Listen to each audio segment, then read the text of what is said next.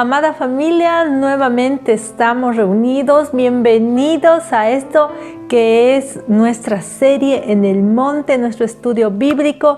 Y pues bueno, estamos llevando todo el Evangelio de Mateo. Y en esta oportunidad me tocó el capítulo 24 desde el versículo 15 al 35. ¿Lo estudiamos? Primero vamos a entregar este tiempo al Señor para que el Espíritu Santo nos guíe en palabra y de discernimiento también en ustedes para que puedan entender, porque estamos hablando de un tema muy importante que son las señales, algo que Jesucristo nos había ya dicho y en el libro de Daniel nos había advertido sobre las señales antes de el retorno de nuestro Señor Jesucristo. ¿Oramos? Amado Señor, gracias te damos, gracias por este tiempo.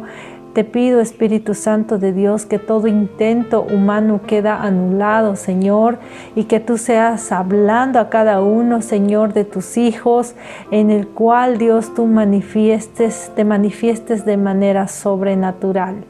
Gracias, Papito, te entregamos este tiempo a quien se merece la gloria y la honra, en el nombre que es sobre todo nombre, en el nombre de Jesús. Amén y amén. Amén. En el anterior estudio, nuestros hermanos Sandro y el hermano Boris nos estaban hablando algo sobre las señales y todos los eventos que fueron en realidad casi cumplidos en el año 70 después de Cristo. Y Jesús nos describe precisamente que iba a ser su venida y el final de la era. Entonces, este capítulo es aún la continuación de todas estas señales que lo vamos a ir estudiando, ya que en el capítulo 24 y en el 25 precisamente se debe tratar sobre todas las respuestas a estas tres preguntas que hicieron los 4 discípulos.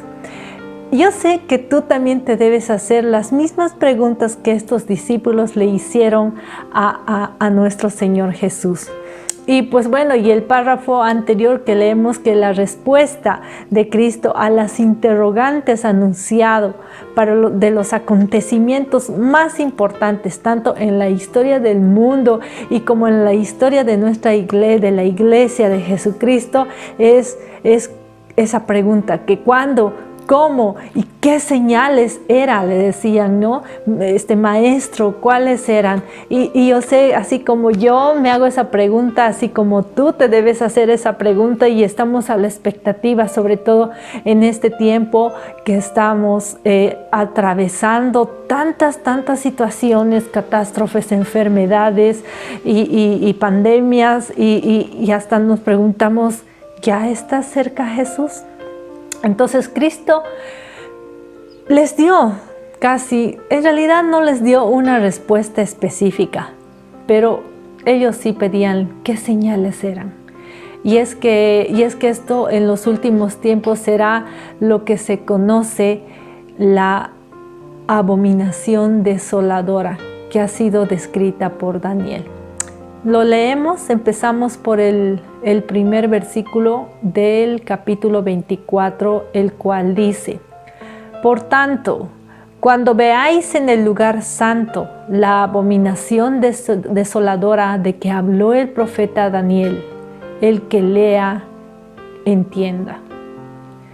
La abominación desoladora habla en realidad de una máxima profanación del templo judío, que ya en el anterior capítulo nuestros hermanos lo habían descrito, estableciendo precisamente una imagen idolátrica en el mismo lugar santo, y esto que resultaba inevitable el juicio de Dios sobre esto, que es la idolatría, y por eso lo llamó la abominación, que va a traer desolación, porque son cosas que Dios aborrece. Y eso precisamente hablaba el profeta Daniel en uno de sus versículos, en el capítulo 11, versículo 11, que dice: y de su parte se levantarán tropas, profanarán el santuario, fortaleza, abolirán el sacrificio perpetuo y establecerán la abominación de la desolación. ¿De qué estaba hablando Daniel? El profeta Daniel nos habló de dos cosas que pasarían. El primero, que fue cometido precisamente por Antíoco Epífanes. Es un nombre medio extraño, pero así lo llama la Biblia, el sirio, ¿no? Él se lo conocía más como el sirio, que atacó y que destruyó Jerusalén. La historia ha ido confirmando que Antíoco Epífanes asoló, dice, Jerusalén en el año 170 antes de Cristo, antes de que naciera nuestro Salvador, ocasión en la que 10,000 judíos fueron asesinados. Imagínense, 10,000 judíos. Dice que él llegó e interrumpió todos los sacrificios diarios que se hacían en el ritual del templo. Ofreció sangre, caldo de cerdo sobre el altar. Y aparte de eso, que dice que levantó una estatua de Júpiter. Ahí empezó esa idolatría donde iba a empezar la desolación, y fue un lugar donde empezaron aún a adorar en ese lugar santo. Esta profecía ya se había tenido cumplida. Esa fue la primera de la que Daniel nos estaba hablando. Ahí dice, ¿no?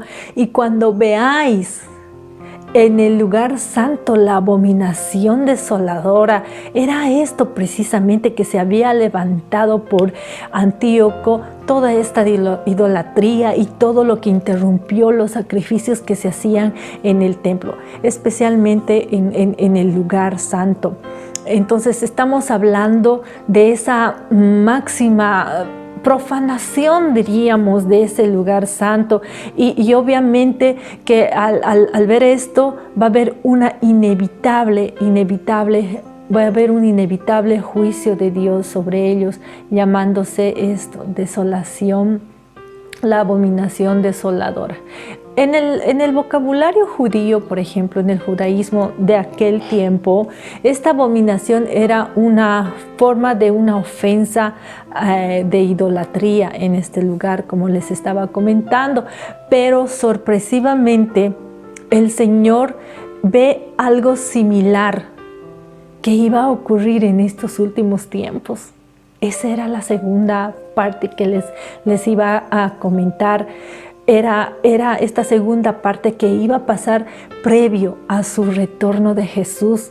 Y también en el tiempo de la destrucción del templo, en ese 70 después de Cristo, que va a haber, la advertencia de Jesús que les dio a los discípulos les salvó la vida a muchos de ellos. Pues ahí les advirtió que tenían que haber huido de Jerusalén, luego que los romanos entraron al templo, lo profanaron, y fueron muchos acontecimientos, muchísimos. Pero sin embargo, en este pasaje que lo vamos ahora a considerar, el Señor estaba indudablemente refiriéndose a la segunda profanación, en la cual también habló Daniel. Y está precisamente en Daniel 12:11, que dice: y desde el tiempo que se ha quitado el continuo sacrificio hasta la abominación desoladora, habrá 1290 días. Y es algo que tal vez podríamos ir pensando, ¿ya serán los tiempos? ¿Ya será ese tiempo de los 1290 días? Habría que ver las señales, pero según escritos, consistiría, en una imagen del anticristo, en una imagen, en una estatua que iba a ser instalada en el templo, durante el periodo de la tribulación que va a venir, y este templo va a ser reedificado y la nación de Israel se encontrará nuevamente en Palestina. Y obviamente, evidentemente, el Señor estaba hablando del templo, pero era una construcción, pero no de la iglesia, porque la iglesia no tiene lugar, no tiene ese lugar, sino que tiene un lugar más en nosotros, es un lugar más santo. Pero las personas que vivamos en los últimos tiempos, sí, porque esa será la señal que demostrará que nos encontraremos en el periodo de la gran tribulación. Pero para nosotros, en vez de esperar el anticristo, las profanaciones y todo eso que habla en el Nuevo Testamento, Jesús a nosotros como escogidos nos habla en Tito algo muy hermoso y algo que a nosotros como los seguidores de Cristo nos aconseja a esperar algo feliz, a esperar el feliz cumplimiento de la esperanza del regreso de nuestro gran Dios, de Jesucristo el Salvador. Y lo dice en Tito. Está Tito en 2:13 que dice: guardando la esperanza bienaventurada y la manifestación gloriosa de nuestro gran Dios y Salvador Jesucristo. ¡Wow! Amado, yo quiero guardar esa esperanza. Tú guarda esa esperanza con bienaventurada, una esperanza bienaventurada. ¿Por qué? Porque a nosotros los seguidores de Cristo dice que nosotros vamos a guardar felices esperando el retorno de nuestro Señor Jesucristo, el feliz cumplimiento de toda la Sagrada Escritura plasmada en nuestro Salvador. Yo quiero ser aquel que esté guardando con la esperanza la venida de nuestro Señor Jesús. Y quiero ser esa escogida. Tú también esfuérzate.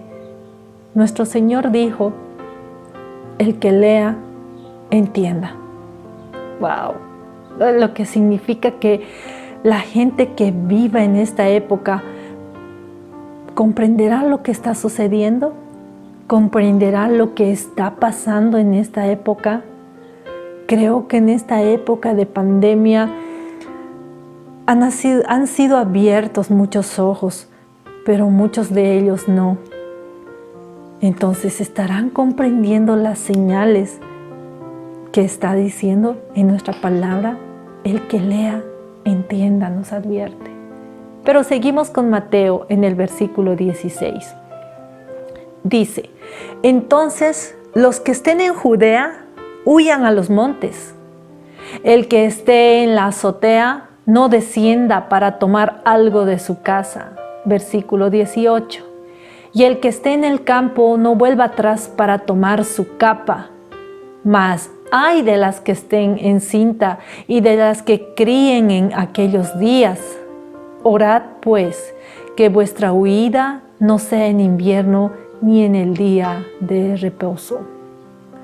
¡Wow! Vemos estas advertencias que nos habla en Mateo, que nos habla precisamente en este sermón del monte. Se refiere a estas personas que se encuentran en una zona específica de Palestina, obviamente, ¿no? En esos tiempos. Y hay una instrucción bien concreta que dice aquellos que están trabajando. Estamos hablando en esa época de los agricultores y de todos los que se manejaban en el campo, ¿no?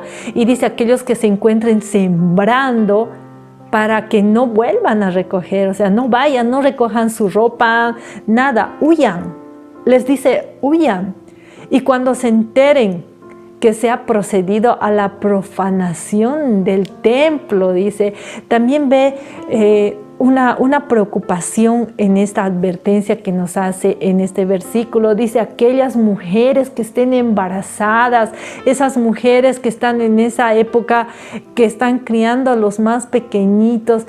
Igual hace una advertencia que probablemente en este periodo Puede ser que haya una explosión demográfica, movimientos de tierra, o sea, cosas que en la Biblia también va advirtiendo de las catástrofes que van a ir sucediendo. Y en nuestros tiempos, algunas zonas de la tierra, en algunos países, escuchamos las noticias, ya están ocurriendo y experimentando estas cosas. Y experimentando aún una sobrepoblación en las ciudades, más niños, más mujeres embarazadas, y ya se están viendo este tipo de cosas y señales, lo cual podría verse que es una evidencia precisamente que nos estamos aproximando al final de la época. Y otra vez observamos las advertencias en cada versículo que se dirige a cada una de las personas. Dice, huye, mejor no bajes de tu azotea, quédate ahí. Como mencionamos anteriormente, Jesús también estaba hablando sobre la profecía que iba a ocurrir antes de su venida, y son estas, en el marco, obviamente, de la gran tribulación. Pero nos vamos un poco más en Mateo, más adelante, en el versículo 21, que dice, porque habrá entonces una gran tribulación, tal como ha acontecido desde el principio del mundo hasta ahora, ni acontecerá jamás. ¡Wow! Con la expresión de la gran tribulación, Jesús se está refiriendo evidentemente, ¿no?, a un periodo de muchísima aflicción, donde todos vamos a estar, como dice, atribulados. Va a ser el más intenso que ninguno en la historia lo haya contado. La gran tribulación que va a tener tal vez lugar en el futuro o en días, en años. Para Dios, un minuto pueden ser horas, un día pueden ser años o un segundo pueden ser años. No lo sabemos. Algunos afirman que la iglesia pasa en realidad en la actualidad y en algunos lugares aún persecuciones, aún aflicciones. Muchos cristianos están siendo perseguidos y muchos cristianos están siendo asesinados. Y es cierto, pero he aquí que describe una mucho más grande tribulación que podría ser definitivamente el fin y la historia de esta época y de toda la vida. Entonces, ¿estamos preparados sobre esta gran tribulación y toda la destrucción que va a haber? Hay algunos cristianos que creen que van a pasar por la gran tribulación. Tal vez sí, tal vez no, pero parece que algunos sí es evidente que sí estarán, ¿no?, con seguridad. Pero les diría que Jesús también hacía esa misma alusión a los discípulos, y estas cosas les hablaba también a sus discípulos, si ellos no lo experimentarían. ¿Será que les dijo eso a sus discípulos porque también los estaba cuidando? ¿O tal vez porque realmente ellos también van a pasar por eso? No lo sabemos. Tal vez es una advertencia solo para nosotros. Pero en 1 Tesalonicenses vemos algo interesante. Está en el capítulo 4, versículo 16. Dice, porque el Señor mismo, con voz de mando, con voz de arcángel y con trompeta de Dios, descenderá del cielo, y los muertos en Cristo resucitarán primero. Luego nosotros, los que vivimos, los que hayamos quedado, seremos arrebatados juntamente con ellos en las nubes para recibir al Señor en el aire, y así estaremos siempre con el Señor. ¡Ah! ¡Qué hermoso va a ser cuando llegue ese momento! Amado, yo sí quiero estar arrebatada con el Señor. Dios en su misericordia nos permita estar con Él en su presencia.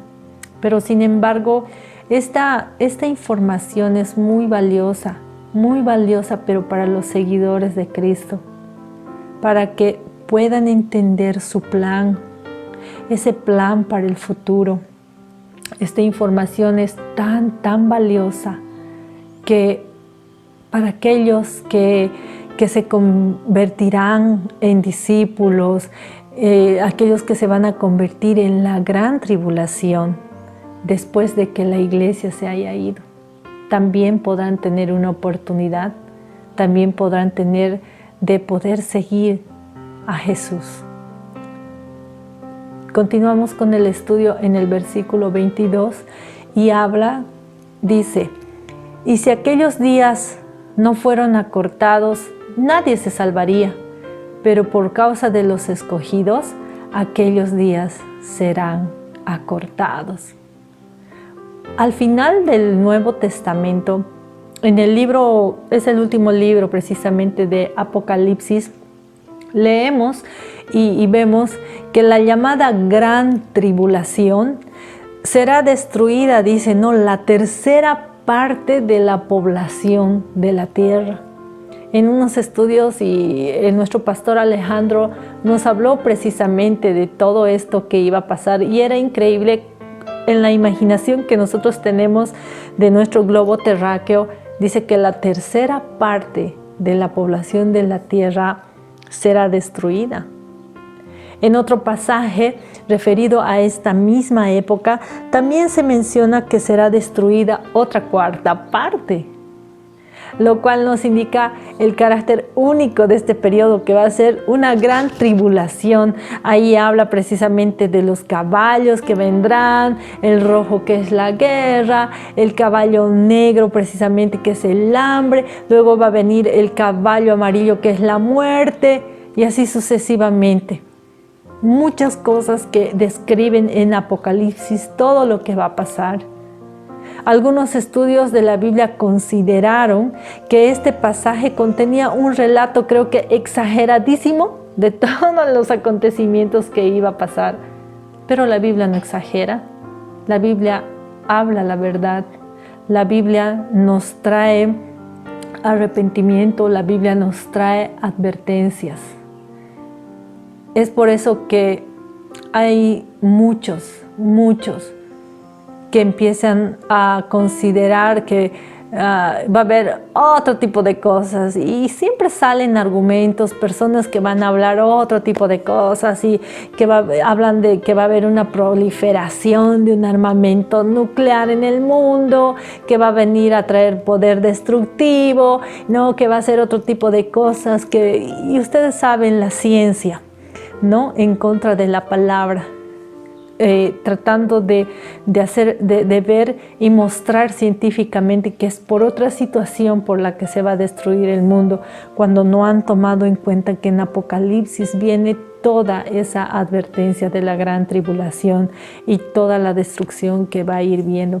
Y pues bueno, yo creo que para algunos en la ciencia les parece una exageración todo lo que habla la palabra, cuando la palabra es verdadera. Sin embargo, hay también una nota de consuelo.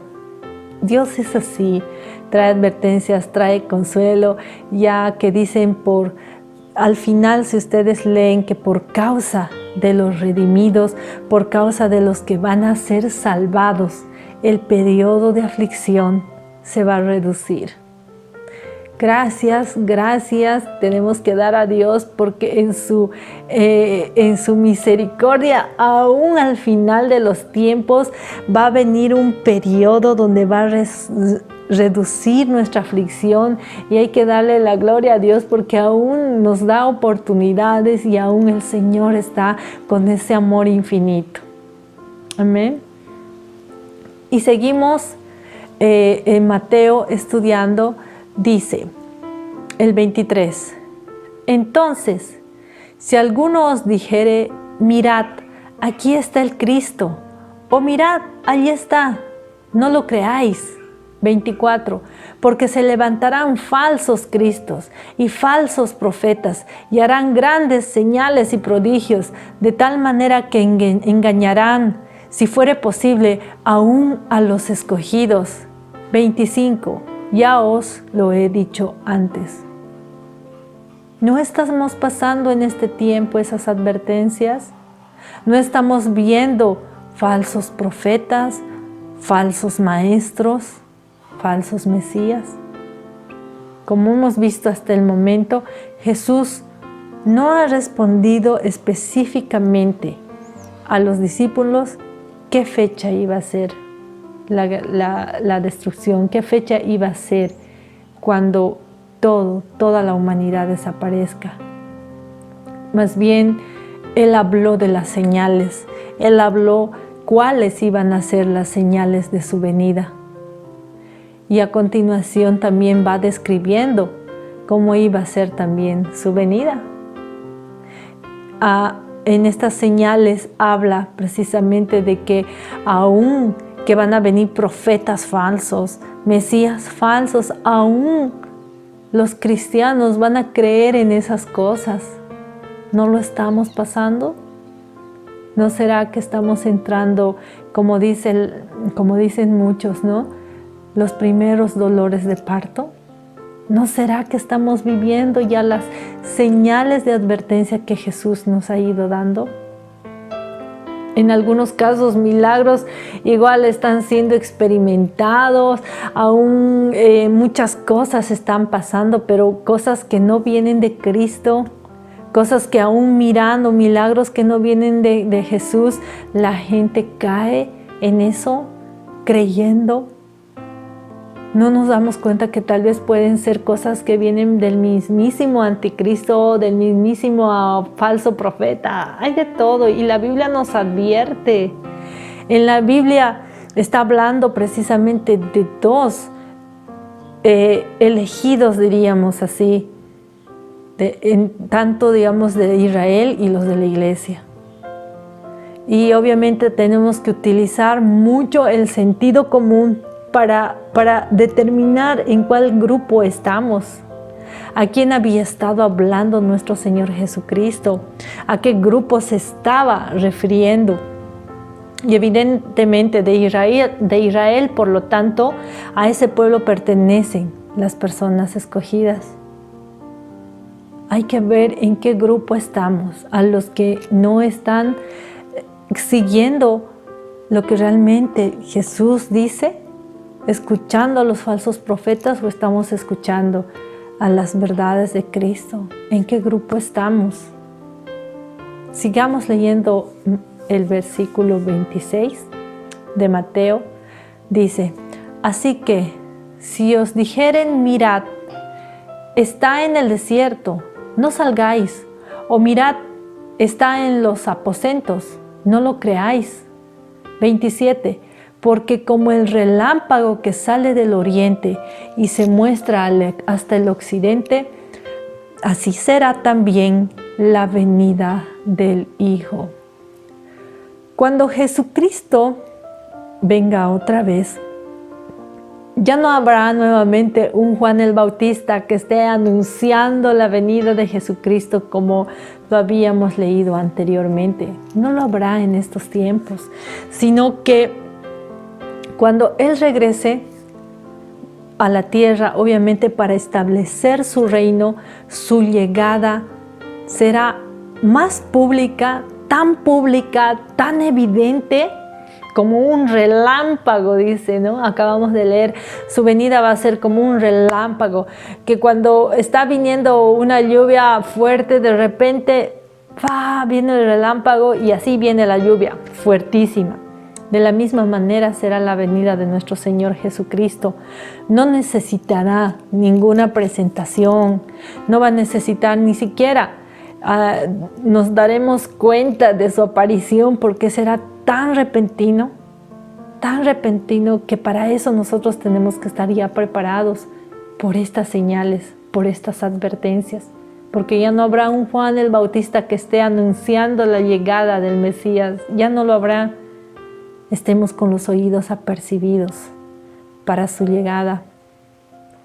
Esta descripción hace ver que su venida va a ser tan rápida, tan imprecisa, como un relámpago, como hemos leído, ¿no? Pero ahí está el detalle. todos lo vamos a ver. Pero ¿cómo nos va a encontrar? Ahí está la gran interrogante. Todos lo veremos, pero no todos lo recibirán y no todos lo verán. En el versículo 28 continuamos leyendo, dice: donde esté el cadáver, allí se juntarán los buitres. Buitres. Creo que este versículo es el más difícil de interpretar, ya que en todo el discurso en el monte de los olivos, parece tan extraño de que hable de su venida gloriosa, obviamente como un relámpago en el cielo, y se mencione de estas aves, que son aves que comen carne podrida, carne muerta. De la misma manera, hay una muerte física en la tierra, hay una muerte de corrupción, hay una muerte de corrupción espiritual, y donde obviamente va a haber juicio.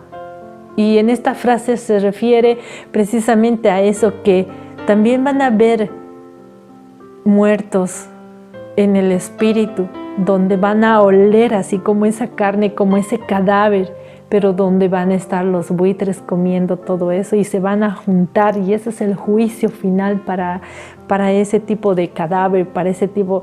Es muy fuerte este versículo, pero el juicio de Dios será así, teniendo en cuenta que obviamente también nos dice en Apocalipsis 19, del 17 al 19 también, que va a haber, habla de una invitación a las aves para un banquete. Y dice así: y vi a un ángel que estaba de pie en el sol, y clamó a gran voz, diciendo a todas las aves que vuelvan en medio del cielo: venid, congregaos para la gran cena de Dios, para que comáis carne de reyes, carne de comandantes y carne de poderosos, carne de caballos y de sus jinetes, y carne de los hombres libres y esclavos, pequeños y grandes. Entonces vi a la bestia, a los reyes de la tierra y a sus ejércitos reunidos para hacer guerra contra el que iba montado en el caballo y contra su ejército. Y en Daniel también nos habla de esto. En Daniel 7, 13, 14. Miraba yo en la visión de la noche, y he aquí, con las nubes del cielo venía como un hijo de hombre, que vino hasta el anciano de días, y le hicieron acercarse delante de él, y le fue dado dominio, gloria y reino, para que todos los pueblos, naciones y lenguas se sirvieran. Su dominio es dominio eterno, que nunca pasará, y su reino uno que no será destruido. Ahí habla de que precisamente Él va a venir en las nubes, y también nos hace una invitación a un banquete, pero no es el mismo banquete que los buitres iban a tener, de toda la corrupción, de todo lo que iba a haber en corrupción espiritual, sino nos habla de otro banquete que es la cena del Señor, que va a venir alguien, que va a venir en las nubes, un todopoderoso, uno que se le ha dado dominio, al que se le ha dado la gloria, y el que reina por los siglos de los siglos. Ese que vendrá en las nubes, donde todo ojo verá, y aún así habrá lamentación en la tierra. Por eso habla de los buitres. Jesús reveló que cuando Él aparezca en estas nubes, en ese momento en que se va a reunir su pueblo, en ese momento en el que nos vamos a juntar, vamos a estar todos los que hemos creído en Él, los que hemos seguido su palabra, los que hemos obedecido su palabra, aunque estemos dispersos por todo el planeta y todo, la señal del Hijo del Hombre será esa en su venida. Allí nos reunirá el Padre a todo su pueblo. Y continuamos con el otro versículo, que es el 30, que habla ahí la señal del Hijo del Hombre. ¿Lo leemos? Pero inmediatamente, después de la gran tribulación de esos días, el sol se oscurecerá, la luna no dará su luz, las estrellas caerán del cielo y las potencias de los cielos serán sacudidas. Entonces aparecerá en el cielo la señal del Hijo del Hombre, y entonces todas las tribus de la tierra harán duelo y verán al Hijo del Hombre que viene sobre las nubes del cielo con poder y gran gloria. Es decir, el Hijo del Hombre en sí mismo es la señal, es Jesús. Observemos que esto va a suceder inmediatamente después de la gran tribulación. No va a ser antes, sino que después de la gran tribulación esto va a acontecer. Dice, acontecerá en esos días. Parece que estos eventos van a ir sucediendo en esta segunda venida de Cristo a la tierra. Tenemos que estar preparados. ¿Y cuál es esta señal?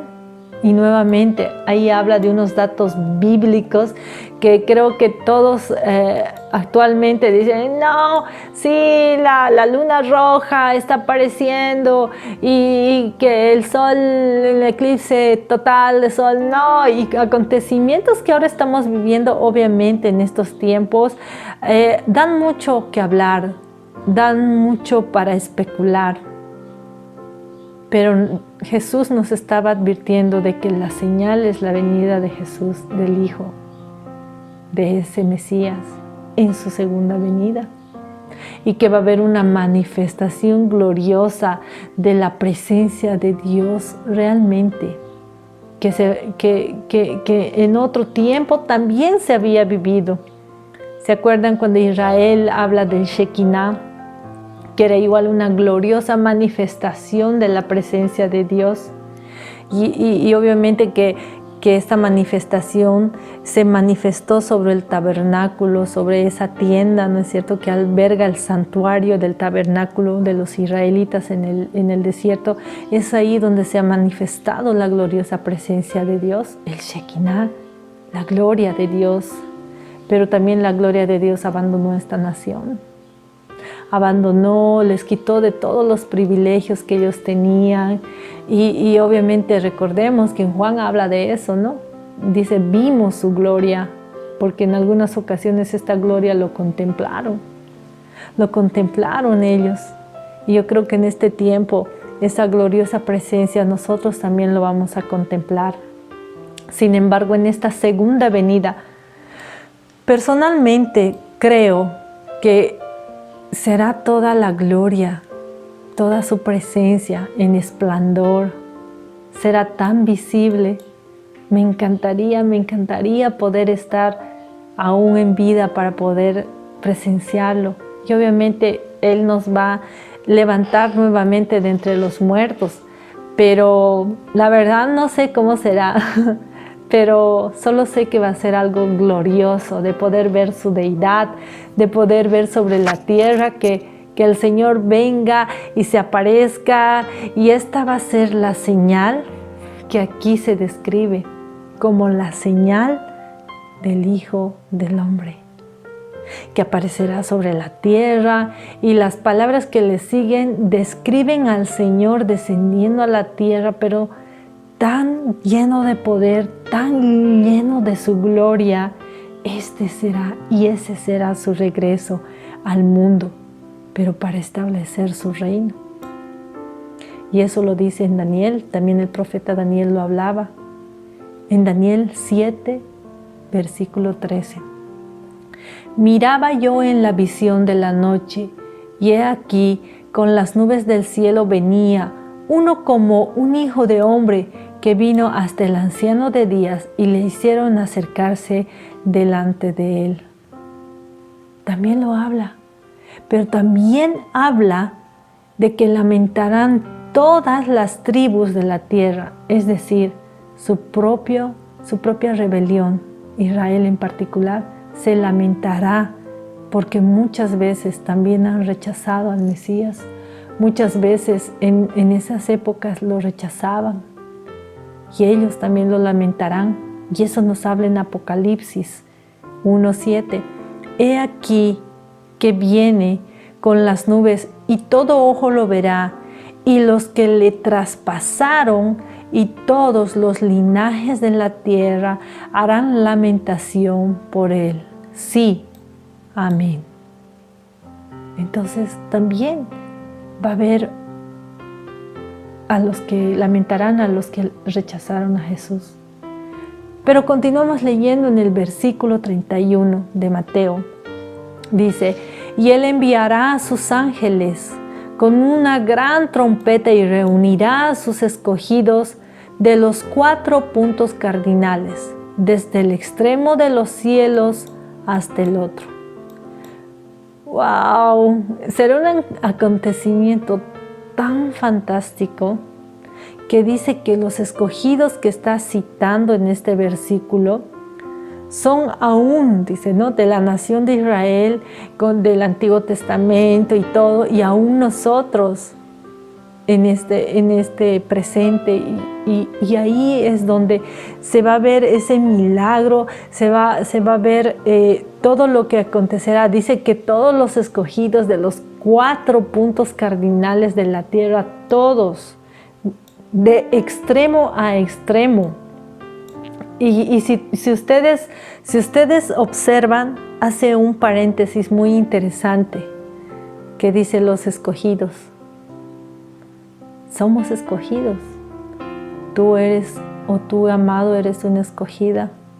Y ahí nos encontraremos como iglesia, como la novia. Y dice que será removida toda la tierra, toda, de los 4 puntos cardinales, para ir a reunirse con el Señor en el aire.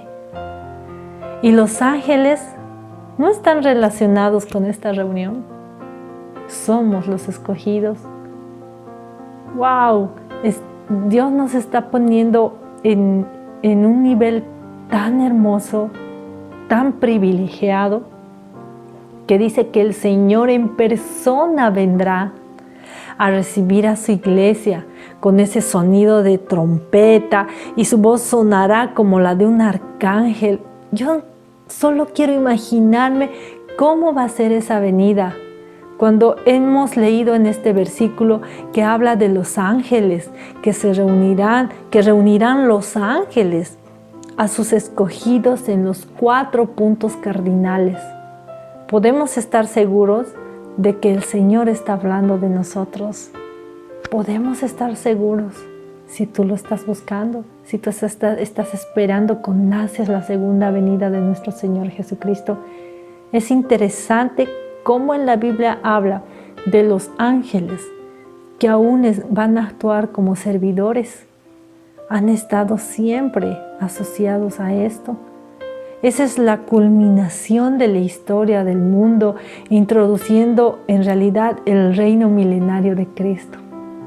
Esta revelación no es algo más que Jesús no lo haya inventado ni nada, sino que ya estaba escrito en las profecías. O sea, ya se sabía de esta venida, ya se sabía de cómo los profetas escribieron. Por ejemplo, está en Isaías 27, Jeremías 31 también nos habla de esto. Zacarías en el capítulo 10 y aún nos habla en Isaías 11. Esto también no solamente se habla en las profecías del Antiguo Testamento, sino que también Pablo nos habla sobre esto. Y precisamente era cuando Pablo escribió una carta a los de Tesalónica, y está en Primera de Tesalonicenses 4, versículo 16 al 17, que dice: porque el Señor mismo, con voz de mando, con voz de arcángel y con trompeta de Dios, descenderá del cielo, y los muertos en Cristo resucitarán primero. Luego nosotros, los que vivimos, los que hayamos quedado, seremos arrebatados juntamente con ellos en las nubes para recibir al Señor en el aire, y estaremos siempre con el Señor. Qué hermosa imagen de pensar que nosotros estaremos ahí. ¿Tú estás preparado? ¿Tú estás preparado? ¿Tú estás viendo las señales? Y en uno de los servicios del anterior domingo, nuestro pastor hablaba, esta señal comenzó primero cuando Jesús convirtió el agua en vino, cuando lo convirtió, que venía a ser el gozo en el pueblo de Israel. ¿Estás viendo las señales? Desde ahí comienzan las señales. Pero aún este reino, dice, está introduciendo, estas cosas están introduciendo al reino milenario de Cristo. Nos habla eso en Apocalipsis 24. Dice, y vi tronos, y se sentaron sobre ellos los que recibieron facultad de juzgar. Y vi las almas de los decapitados por causa del testimonio de Jesús y por la palabra de Dios, los que no habían adorado a la bestia ni a su imagen, y que no recibieron la marca en sus frentes ni en sus manos, y vivieron y reinaron con Cristo 1000 años. 1000 años es el reino milenario de Cristo. Aquellos que han rechazado la idolatría, aquellos que han rechazado la marca de la bestia, aquellos que vivieron y reinaron junto con Cristo, el reino milenario de Cristo. Pero continuemos con el otro versículo, el versículo 32 hasta el 33, nos habla precisamente de una lección que nos trae en la lección de la higuera, y dice, de la higuera aprended la parábola, cuando ya su rama está tierna y brotan las hojas, sabéis que el verano está cerca. Así también vosotros, cuando veáis todas estas cosas, conoced que está cerca a las puertas. Un ejemplo muy lindo que habla en precisamente de un ejemplo de la higuera. Habla precisamente que cuando empiezan a brotar las hojas en la higuera, ya es que hay un anuncio de que esa higuera ya falta poco para la llegada del verano, para ser cosechada. Igualmente como los dolores de parto. Cuando empiezan los dolores de parto es cuando uno sabe que va a venir al mundo un ser. Y así va a ser el regreso de nuestro Señor Jesucristo. Él está cerca, Él está a las puertas. ¿Estamos en esos primeros dolores de parto? ¿Estamos en las señales que Jesús había anunciado a los discípulos? ¿Lo estamos entendiendo? La higuera nos ha traído esa enseñanza también. Es un ejemplo muy lindo de un árbol frutal que era muy común en Israel. Y obviamente hace y menciona muchas veces en el Antiguo Testamento sobre esta planta del higo. Y pues bueno, aquí nos muestra que también así, cuando brota el hígado, las hojas, es que está anunciando algo, la venida del verano. Jesús así va a llegar, Jesús en su gloriosa manifestación así vendrá. No estamos hablando del higuerismo, pero sino que es una forma muy metafórica, diríamos así, de cómo el Señor nos muestra en este ejemplo que así va a venir la venida de Jesucristo. En Lucas, precisamente en el capítulo 21, del versículo 29 al 31, dice: mirad la higuera y todos los árboles. Cuando ya brotan, viéndolo, sabéis que vosotros mismos que el verano ya está cerca. Así también vosotros, cuando veáis que suceden estas cosas, sabed que está cerca el reino de Dios. ¡Wow! ¿Será que ahora están brotando las hojas de la higuera en este tiempo? Con la pandemia, con las destrucciones, con las explosiones, con tanto cambio en el ser humano, con las transformaciones en el ser humano, con muchas cosas que se están manifestando en este tiempo, ¿no serán como las hojas de higuera que anuncian el verano? Y en Lucas nos hablaba eso, de que así también será cuando veáis lo que sucede en estas cosas. Está cerca el reino de Dios. Así también vosotros van a conocer y van a saber que está cerca, que está a la puerta. Jesús aseguró que cuando pasen estas señales aparecerán, porque Él las predijo, porque Él las anunció aún en esa abominación desoladora. Desde ahí comienza cuando Él habló sobre esto, cuando Daniel profetizó sobre estas señales que iban a pasar. Hasta este punto Jesús ha dado un resumen muy importante sobre estos eventos que van a pasar en estos últimos tiempos. Seguirán habiendo catástrofes, seguirá habiendo repercusiones, pero estas en sí mismas no son la señal del final. Seguirá una señal fundamental en esta abominación desoladora. Entonces, la culminación es Jesucristo regresará en gloria a la tierra. Esa será la culminación de todas estas señales. De nuevo Jesús vuelve a recalcar que Dios envía estas señales de los tiempos, pero no revela el día exacto, no lo revela, pero sí nos habla de estas señales. Y sigamos en Mateo 24:34, que dice: de cierto os digo que no pasará esta generación hasta que todo esto acontezca. 35. El cielo y la tierra pasará, pero mis palabras no pasarán. En esta generación no pasará esta generación. ¿De cuál generación está hablando? ¿De la que ya pasó, de la que estamos o de la que vendrá? Solo sigue las señales, solo abre los oídos y que entienda, tus ojos que miren a las señales. Y ahí habla de que la Biblia pasará, el cielo y la tierra pasarán, pero su palabra nunca va a pasar. La Biblia es un libro, yo creo que el libro más despreciado. Ha sido tan ridiculizado en este tiempo, tan negado, tan discutido, tan analizado en estos tiempos y en realidad en toda la historia.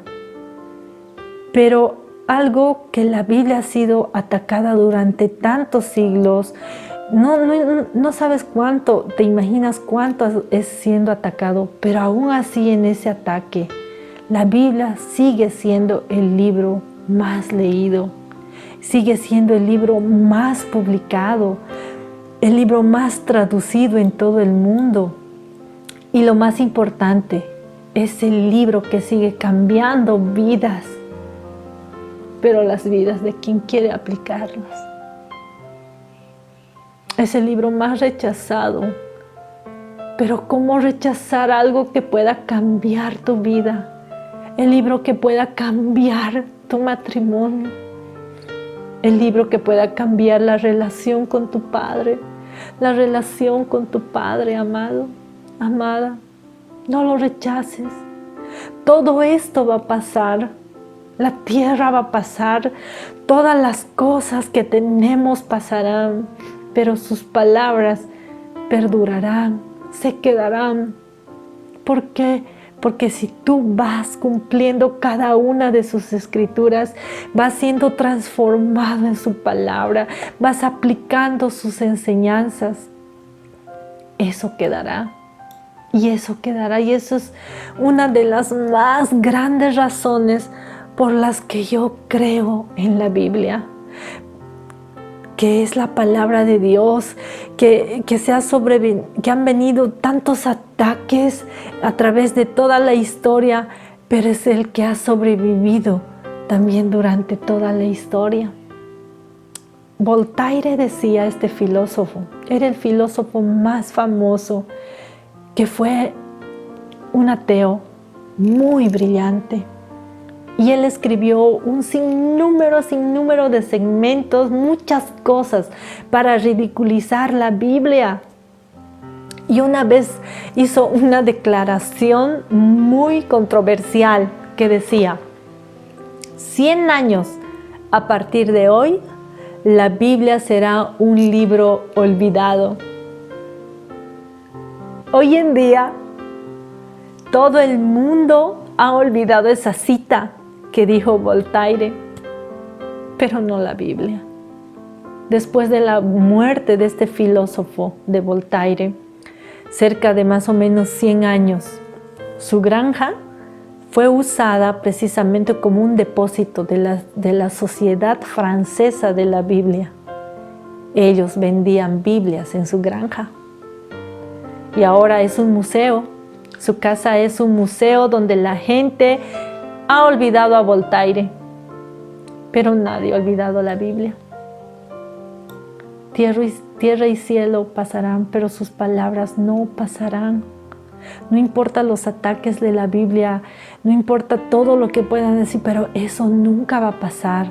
Esta siempre va a sobrevivir y siempre será así, desde antes, después y para siempre.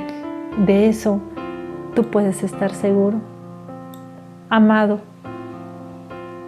solo espero que, así como dijo el profeta, espero que estemos atentos, escuchando, viendo y estar alertas a las señales de las que habló.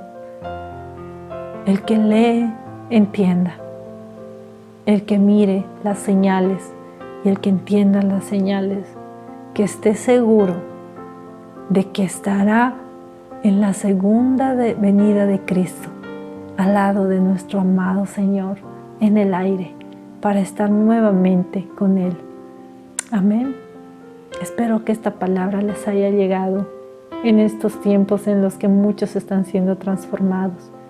Estemos atentos a esas señales. Dios los bendiga, amados.